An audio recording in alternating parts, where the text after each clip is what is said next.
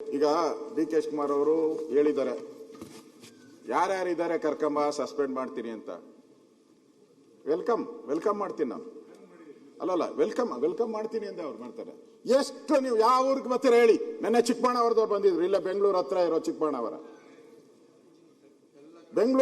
ಚಿಕ್ಕಬಳ್ಳಾಪುರ, ನೆನ್ನೆ ರಾತ್ರಿ ನಮ್ಮ ಮನೆಗೆ ಬಂದಿದ್ರು. ಬಂದ್ಬಿಟ್ಟು 10,000 ರೂಪಾಯಿ ಸರ್ ಫೋನ್ ಮಾಡಿ ಹೇಳಿ ಅಂತ ಹೇಳಿದ್ರು. ಎಲ್ಲಿಗೆ ನೀವು, ನಾನು ಹೇಳ್ತಾ ಇದ್ದೀನಿ, ನಿಮ್ಗೆ ಚಾಲೆಂಜ್ ಕೊಡ್ತೀನಿ. ಎಲ್ಲಿಗೆ ಬೇಕಾ, ಯಾವ ಹಳ್ಳಿಗೆ ಹೋಗ್ಬೇಕೋ ಬರ್ತೀನಿ ನಾನು, ಕರ್ಕೊಂಡೋಗಿ ನಾನು ಅಲ್ಲಿ ಹೇಳಿಸ್ತೀನಿ ನಾನು. Anywhere in Karnataka I am ready to come. ಬೆಂಗಳೂರಲ್ಲಂತೂ ನನ್ನ ಆಫೀಸಲ್ಲಿ ಫೋನ್ ಮಾಡಿ ಸರ್ ಅಂತ ಹೇಳ್ತಾರೆ. 100 ಲೆಕ್ಕ ಇಲ್ದಷ್ಟು ಜನ ಬಂದು ಹೋಗಿದ್ದಾರೆ. ಡಿ ಕೆ ಶಿವಕುಮಾರ್ ಅವರು ಮೇಲೇನೆ ಓಡಾಡ್ತಾ ಇರೋದ್ರಿಂದ ಕೆಳಗಡೆ ಗೊತ್ತಾಗ್ತಾ ಇಲ್ಲ. ಅವ್ರ ಮೇಲೇನೆ ಇದ್ದಾರೆ, ಬೆಂಗಳೂರು ಟು ಡೆಲ್ಲಿ, ಡೆಲ್ಲಿ ಟು ಬೆಂಗಳೂರು, ಅದರಿಂದ ಗೊತ್ತಾಗ್ತಾ ಇಲ್ಲ ಅಷ್ಟೇ. ಸ್ವಲ್ಪ ಕೆಳಗಡೆ ಬಂದ್ರೆ ಗೊತ್ತಾಗ್ತಾ ಇತ್ತು ಅವ್ರಿಗೆ.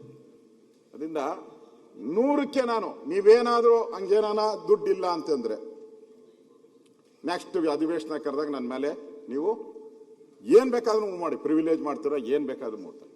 ದಾರಿ ಇದ್ದಕ್ಕೂ ಈ ಕಾತದು ಪ್ರಾಬ್ಲಮ್ ಅನ್ನ ನಾವು ನೋಡ್ತಾ ಇದ್ದೀರಿ. ಇದರಿಂದ ನನಗೆ ಇದೊಂದೇ ಅಲ್ಲ, ಬಡ್ಜೆಟ್ ನಾವು ಮಾತಾಡ್ತಾ ಇದ್ದೀವಿ, ಬಿಟ್ಬಿಡಿ ಅಲ್ಲಿ ಈ ಕಾತದ್ದು. ಇಲ್ಲಿ GBA ಮಾಡಿದ್ದೀರಾ, 5 GBAಗಳಾಗಿದೆ. 5 GBAಗಳಿಗೆ ದುಡ್ಡಿಲ್ಲ ಅಂತೇಳಿ ಪ್ರಪೋಸಲ್ ಕೊಟ್ಟಿದ್ದಾರೆ. 5 ಕಾರ್ಪೊರೇಷನ್ ಒಂದೇ GBA 5 ಕಾರ್ಪೊರೇಷನ್. ಆಯ್ತು, 5 ಕಾರ್ಪೊರೇಷನ್ಗಳಿರೋದು. ನಮ್ಮ ಜಮೀರ್ ಅಣ್ಣ ನನಗೆ ಬೋಧನೆ ಮಾಡ್ತಾವ್ರೆ, ತಗೊಂಡಿದ್ದೀನಿ ನಾನು. ಆಯ್ತು, 5 ಕಾರ್ಪೊರೇಷನ್ ಅಲ್ಲೂ ದುಡ್ಡಿಲ್ಲ. 5 ಕಾರ್ಪೊರೇಷನ್ ಅವರು ಮುಖ್ಯಮಂತ್ರಿಗೆ ವಿನಂತಿ ಮಾಡಿದ್ದಾರೆ. ಈ ವೆಸ್ಟ್ ಅವರು ನಮ್ಗೆ 500 ಕೋಟಿ ಕೊಡಿ ಅಂತ ಕೇಳಿದ್ದಾರೆ. 500 ಕೋಟಿ ಅಂದ್ರೆ ಕಸ ತೆಗೆದಿರೋದು ದುಡ್ಡು ಕೊಡಕ್ಕೂ 3 ತಿಂಗಳಿಂದ ದುಡ್ಡಿಲ್ಲ ಅವ್ರ ಹತ್ರ. ವೆಸ್ಟ್ ಝೋನ್ ಅಲ್ಲಿ ದುಡ್ಡು ಕೇಳ್ತಾ ಇದ್ದಾರೆ. ನೀವು ಬಡ್ಜೆಟ್ ಅಲ್ಲಿ ಎಷ್ಟು ದುಡ್ಡು ಕೊಟ್ಟಿದ್ದೀರಾ ಅವ್ರಿಗೆ? ಇಲ್ಲ, ಕೊಟ್ಟಿಲ್ಲ. ಹಣ ಕೊಟ್ಟಿಲ್ಲ ಅವ್ರಿಗೆ ಬಡ್ಜೆಟ್ ಅಲ್ಲಿ. ಈಗೇನ್ ಹೇಳ್ತಾ ಇದ್ದೀರಾ, ಬಾಂಡ್ ಮುಖಾಂತರ ತಗೊಳ್ಳಿ ಅಂತ. ಯಾವಾಗ ಬಾಂಡ್ ಬರ್ತೈತೆ ಅಧ್ಯಕ್ಷರೇ? ಹಿಂದೆ ಎಲ್ಲ ಬಾಂಡ್ ಮಾಡ್ತಾ ಇದ್ರು. ಏನಕ್ಕೆ? ಯಾವುದೋ ನೀರಾವರಿ ಡ್ಯಾಮ್ ಕಟ್ತಾರೆ, ದೊಡ್ಡ ದೊಡ್ಡ ಡ್ಯಾಮ್ಗಳು ಕಟ್ಟಿದಾಗ ಆ ಬಾಂಡ್ಗಳನ್ನ ರಿಲೀಸ್ ಮಾಡ್ತಾ ಇದ್ರು.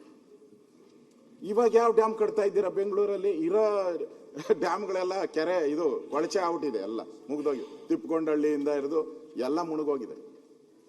ದುಡ್ಡು ಕಲೆಕ್ಟ್ ಮಾಡ್ತಾ ಇದ್ದೀರಿ. ಈಗ ನೀವಿರೋದು 2 ವರ್ಷ, ಈ ಬಾಂಡ್ದು 5 ವರ್ಷ, ಆಮೇಲೆ ದುಡ್ಡು ಯಾರು ಕೊಡ್ತಾರೆ ಇದಕ್ಕೆ? ನೀವು ಬಾಂಡ್ ಬಿಡುಗಡೆ ಮಾಡೋದು, ದುಡ್ಡು ಯಾರು ಕೊಡೋದು? ಮುಂದೆ ಬರೋ ಸರ್ಕಾರ ಕೊಡ್ಬೇಕು. ನೀವಂತೂ ಕೊಡಲ್ಲ. ಗ್ಯಾರಂಟಿ ಗೊತ್ತಿದೆ. 30 ವರ್ಷದಿಂದ ನೋಡ್ತಾನೆ ಇದ್ದೀನಿ, ಹೇಳ್ತಾನೆ ಇದ್ದೀರಾ. ಮುಂದಕ್ಕೆ ಹೋಗಲ್ಲ ಗಾಡಿ ನಿಮ್ದು, ಮುಂದಕ್ಕೆ ಹೋಗಲ್ಲ. ಅಂದ್ರೆ ಇವತ್ತು ಹಣ ಇಲ್ಲದೆ ಕಾರ್ಪೊರೇಷನ್ಗಳು ಸೊರಗಿ ಹೋಗಿದೆ. ಬೆಂಗಳೂರಿನ ಕಾರ್ಪೊರೇಷನ್ಗಳು ಸೊರಗಿ ಹೋಗಿದೆ. ಎರಡನೇದು, ಇನ್ನೊಂದು 11G ನಲ್ಲಿ ಗುಡ್ ಹೆಲ್ತ್ ಆರ್ ಆಲ್, ಸಮಗ್ರ ಆರೋಗ್ಯ ದೃಢ ಸರ್ಕಾರ ಅಂತ ಹೇಳಿದ್ದಾರೆ. ಆರೋಗ್ಯ, ಗುಡ್ ಹೆಲ್ತ್ ಹಾಲ್ ಎಲ್ಲರಿಗೂ.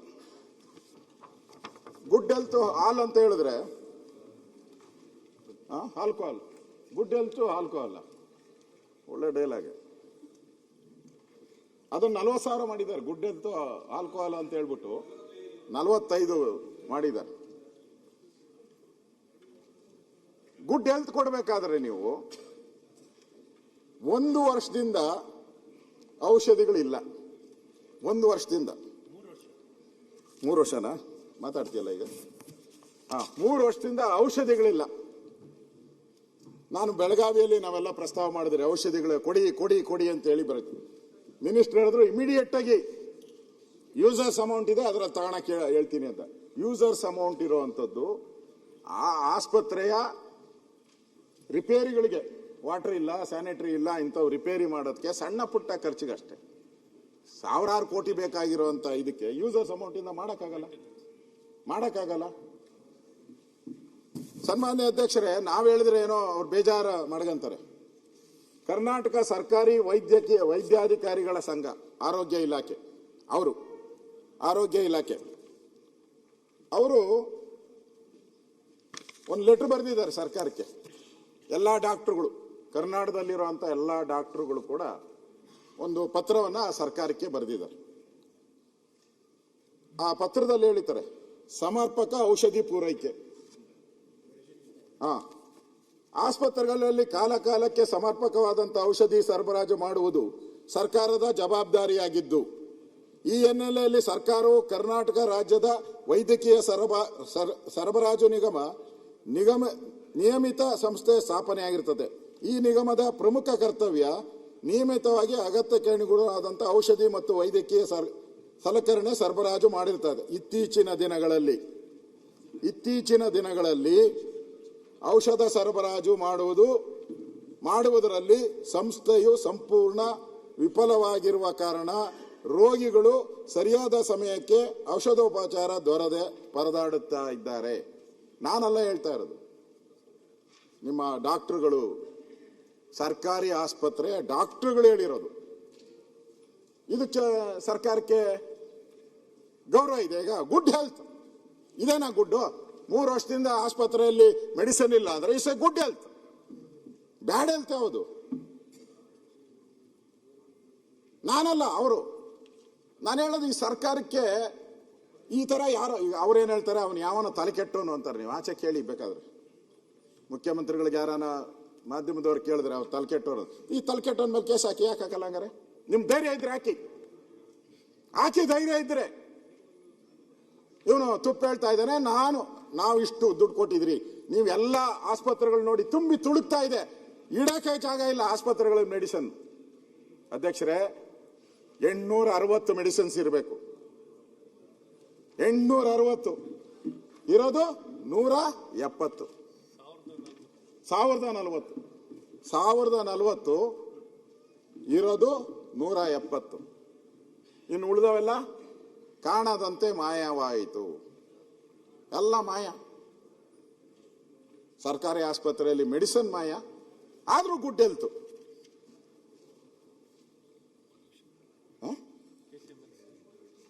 ಇರ್ಲಿ ಬಿಡಿ, ಹೇಳ್ತೀನಿ.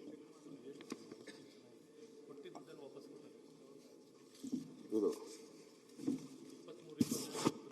23, 24, 25ರಲ್ಲಿ 1,500 ಕೋಟಿ ವಾಪಸ್ ಕೊಟ್ಟಿದ್ದಾರೆ. ಕೊಟ್ಟಿದ್ದನ್ನು ಪೂರ್ತಿ ಕೇಳಿದ್ದೀರಾ ಮುಖ್ಯಮಂತ್ರಿಗಳೇ? ನಿಮ್ಮ ರಿವ್ಯೂ ಮಾಡ್ತೀರಲ್ಲ, ಏನು ಬಡ್ಜೆಟ್ ರಿವ್ಯೂ ಮೀಟಿಂಗ್ ಅಲ್ಲಿ ಬಂದಿದ್ರಲ್ಲ ಹೆಲ್ತ್ ಡಿಪಾರ್ಟ್ಮೆಂಟ್ ಅವರು, ಅವ್ರಿಗೇನ ಚೀಮಾರಿ ಹಾಕಿದ್ದೀರಾ? ನಿನ್ನ ಯೋಗ್ಯತೆಗೆ ಅಷ್ಟು ಬೆಂಕಿ ಇಕ್ಕಿದ್ರೆ ಯಾಕಪ್ಪ ನೀನ್ ವಾಪಸ್ ಕೊಟ್ಟೆ ಅಂತ ಕೇಳಿದ್ರೆ ಎಂದಾದ್ರೂ? ವಾಪಸ್ ಕೊಟ್ಟಿದ್ದಾರೆ. 1,500 ಕೋಟಿ ವಾಪಸ್ ಕೊಟ್ಟಿದ್ದಾರೆ. ಇಲ್ಲ 25, 26 0 ಬಿಡ್ ಕೊಟ್ಟಿದೆ. ಇದು ಅಂದ್ರೆ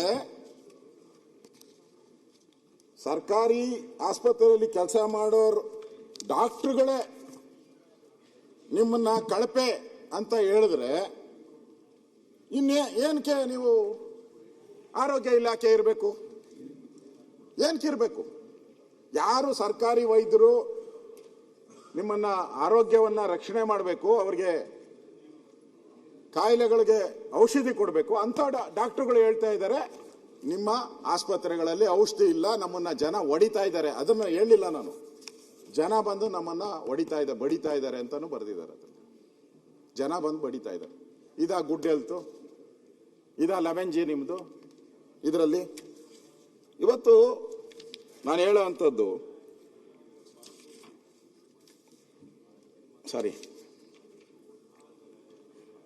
ನಾವು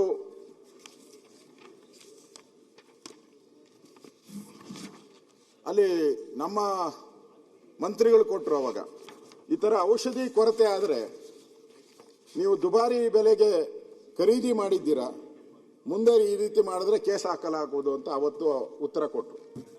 ಎಷ್ಟು ಜನದ ಮೇಲೆ ಕೇಸ್ ಹಾಕಿದ್ದೀರಾ? ಎಷ್ಟು ಔಷಧಿಗಳನ್ನ ನೀವು ತಗೊಂಡಿದ್ದೀರಾ? ಇಲ್ಲ, ಒಂದು ಕೇಸು ಇಲ್ಲ, ಔಷಧಿನೂ ಇಲ್ಲ. ಇವತ್ತು ನಾವು ನೋಡ್ತಾ ಇದ್ದೀವಿ. ಅಂದ್ರೆ ಇಲ್ಲಿ ಅವರ ಆಮೇಲೆ ಆರೋಗ್ಯ ಇಲಾಖೆಯವರು ಒಂದು ಕೊಟ್ಟಿದ್ದಾರೆ. ಆರೋಗ್ಯ ಇಲಾಖೆ ಪತ್ರಿಕಾ ಹೇಳಿಕೆ ಅಂತ ಅವರೊಂದು ಕೊಟ್ಟಿದ್ದಾರೆ. ಈ ತರ ಪ್ರೆಸ್ ಹೇಳಿದ್ದಾರೆ ಅಂತ ಹೇಳ್ಬಿಟ್ಟು.